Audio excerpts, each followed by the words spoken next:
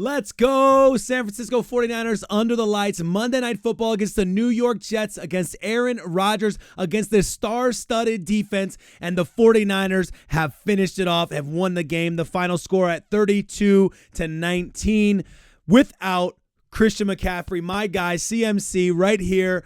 Real disappointed to find out last second that he wasn't going to be in the game about an hour before kickoff. Not really how we wanted to feel it, but probably exactly how Kyle Shanahan wanted to play it. My goodness, we got a lot to break down in the game. This is just a live game reaction and all of the good news that came out of this game. I'm excited to get into it. If you're new here, I'm Nate. Love talking the 49ers. Hit a like button if you like the 49ers and comment in this video what you thought about the San Francisco 49ers tonight. Slow start, strong in the middle of the game, and strong finish as well. We're going to get into some of the big takes, some of the big feelings there, but let's just go quickly over to the stat line to open this up.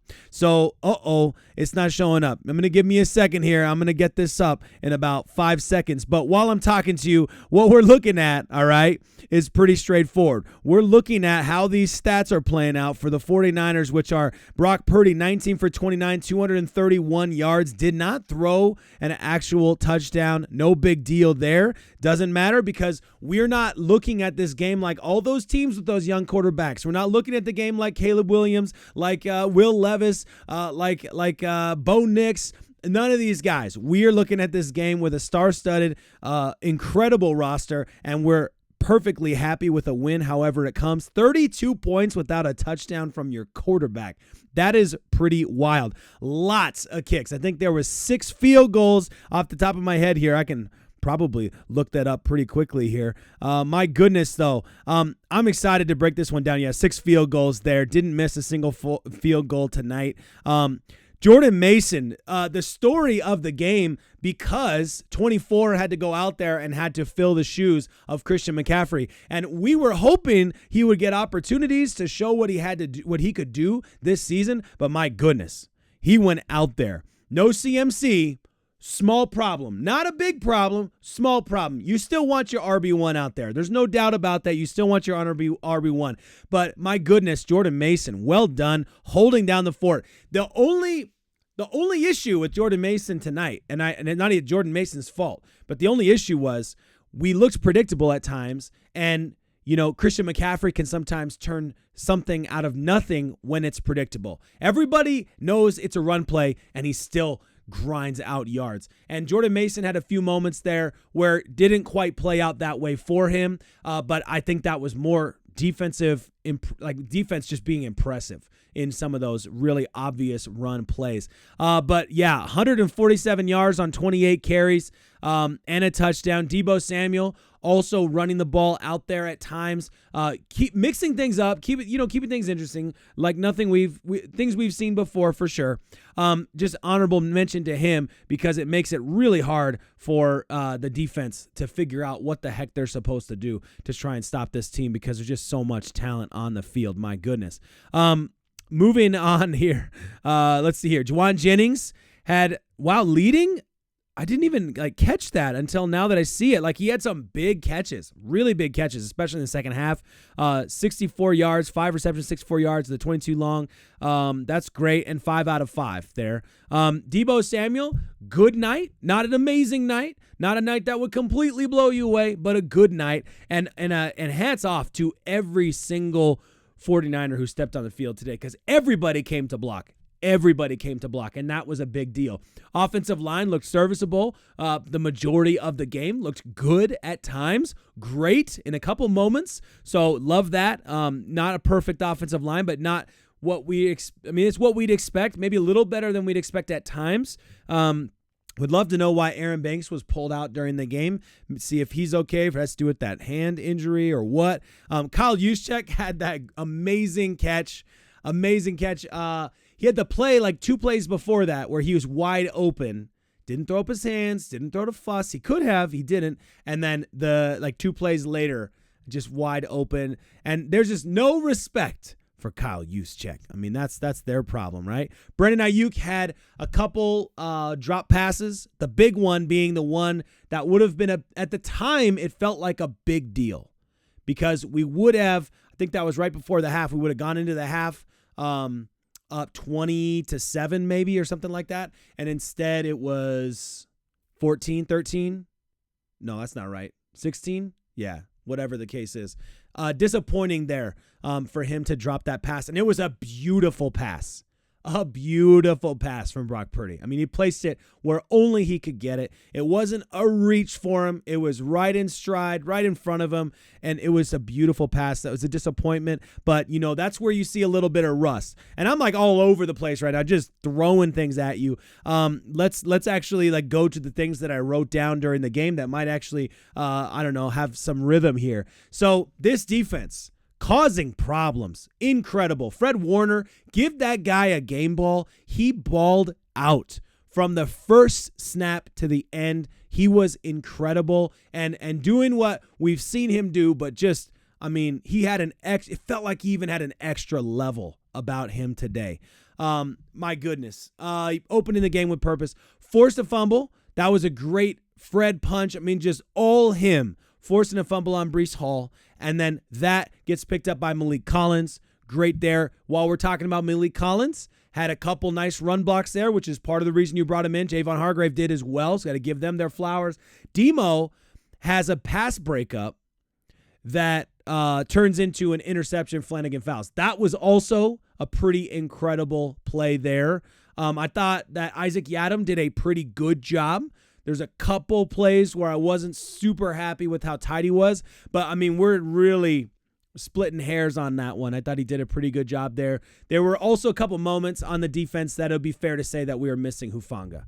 Couple moments. One time on a spy, I just thought, Huff would have been there for that.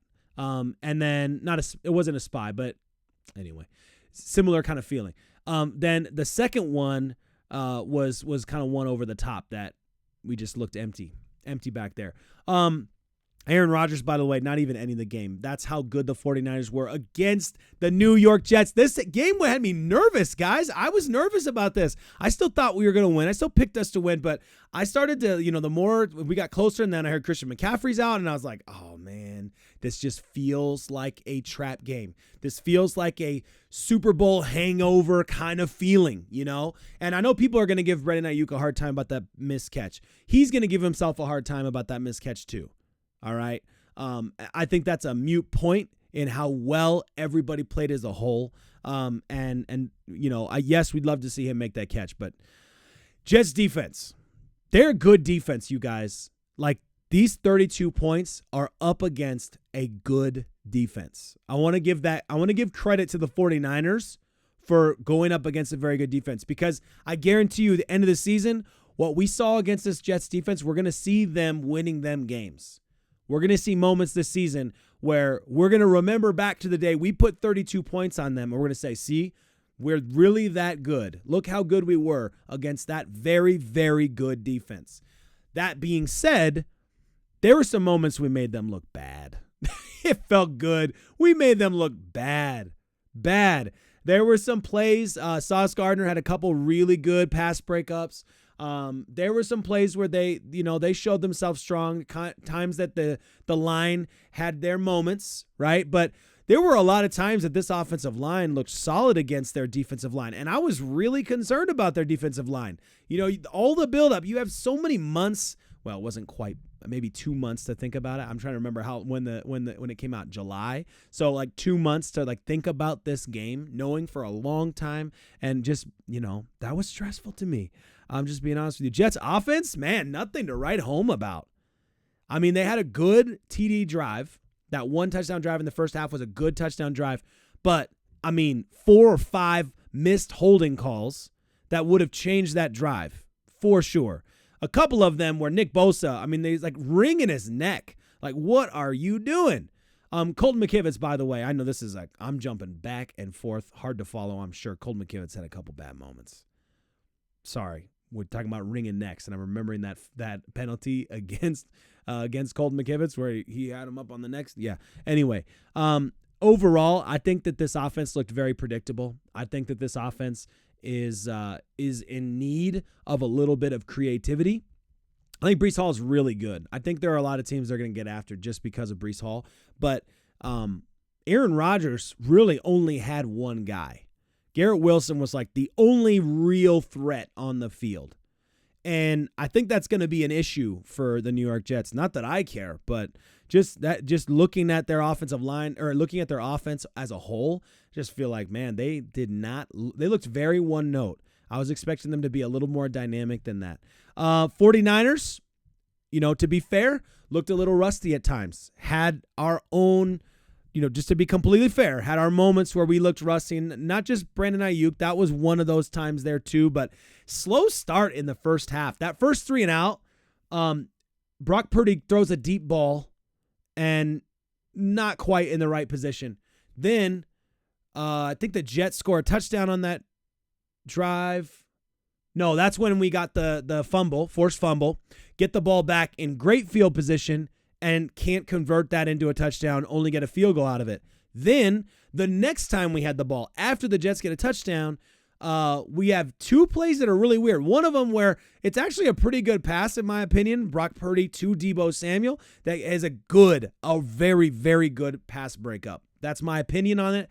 Deebo Samuel wants it a little further out in front of him, but I'm looking at that pass and I'm like, dude, I think that's pretty darn good. I think that defense is just better than you realized in that moment. That's just my opinion. I think Deebo was probably a little bit wrong on that one. I'm not sure that there was a better placement there for Brock Purdy, thinking about all of the coverage he had to pay attention to. In addition to that, though, then the next play or the play after that is the 3rd and long. And the play was really confusing, really weird. Brock Purdy ends up throwing like a 40-yard pass, and Deebo is running a curl. It was really weird. It was very bizarre. I'm not sure exactly how that played out. I'm not sure what kind of miscommunication happened there. Bottom line was, slow start in the first half, started to pick it up, started to gain some rhythm. Jordan Mason goes out there. They start driving down the field. Jordan Mason was out there the whole time, but starts to actually gain some momentum. And that's where you give Kyle Shanahan some credit here, because I'm gonna put 100%, 99% of the credit to Kyle Shanahan for how he schemed up that next drive, because that was when you saw things started to churn. Things started to move. And that's where coaching does make a massive difference. Players have to execute, of course. I just want to give credit to Kyle Shanahan for how he schemed up that drive, because that was a difference maker. Jordan Mason now making progress, now moving the ball, and now that opens up running lanes. It was good. Passing lanes, it was good. It was fantastic. Mostly up the middle, which is great.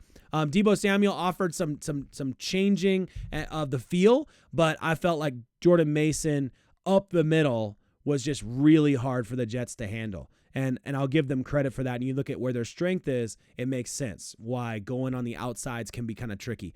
Those runs right up the middle just opened up. And it felt like there were times where it just felt like, dude, you're not getting him down with anything less than 7 yards. Anything less than 7 yards at moments. Then Jake Moody, give that guy a game ball. My goodness, for those field goals, 6 of them. One of them comes off the upright, but, it goes in, so you give him the credit for it for sure. Overall, I feel like this was a game to remember for Jordan Mason. He gets a game ball. Give him a game ball. I don't care how many game balls there are. You're going to make sure he gets one of them.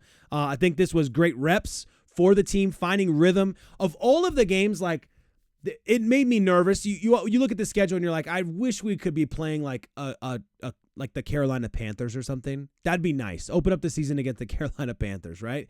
But no, 49ers have to open up against the Jets, who have one of the best defenses in the league, and have Aaron Rodgers coming back from injury, ready to prove a point, who is a Hall of Fame caliber quarterback. And, for all of that to be said and done, now that you're on the other side of it with the victory, you got to feel like that was the best way to go about it, right? I mean, outside of beating the Chiefs or the Eagles or the Cowboys or something like that, you take this win 100%. This is going to give this team a lot of confidence. This is going to make everybody feel like they're back in rhythm. Everybody is going to have something to work on. All of them made their own little mistakes. They're all going to come back with some things that they got to improve on, which is good. We like that, except for Fred Warner. I'm not sure he made a single mistake in the entire game. I think there's going to be a lot to learn just in general. On the offensive side of the ball, everybody has some things to improve on, so that was good. Thought Dominic Purdy did really well in his rookie debut. I felt like there were several times the running lane happened right behind his I was gonna say his bottom. I have a 4-year-old and a 2-year-old, right? I'm working on the language there. Right behind his butt. I mean, always just perfect. Huge confidence to the team on that front, going in there, getting a win, celebrating. I'm excited for them. I think that was a good start to the season. That's good for us, right? Going up against the Minnesota Vikings, going to see Sam Darnold again, who did pretty well this weekend. And but I don't think that they are a top caliber team, and the 49ers are going to go in there ready to prove a point. It's not a trap game, and that's in, 6 days. Yeah, it's Sunday.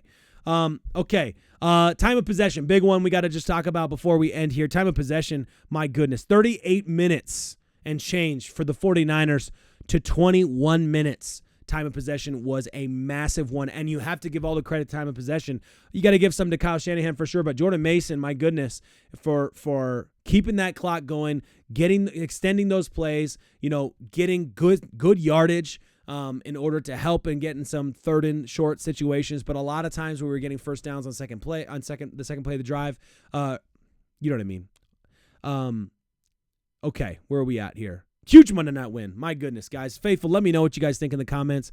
That was so fun. What a game, and what an opportunity for the 49ers to open up the season with a big win, to make a statement for the NFC West, for the NFC as a whole, for the NFL as a whole. Absolutely love it. Lots to come, and we'll have to wait and see what's going to happen with Christian McCaffrey. I'm a little nervous about I saw some reports during the middle of the game that Christian McCaffrey could be out through next week as well. Obviously, number one, you want him healthy. You don't want him injured. So this is better for him to get healthy. But and it's great to see what Jordan Mason can do. But I think at the end of the day, would love to have him back healthy against in any game possible. In any game possible. Excited though what Jordan Mason can do, and I'd like to see more. I'd love to see more. My goodness, what a game! I look forward to joining you in the comments and seeing what you guys are thinking. Absolutely, what a blast! What a time to be alive.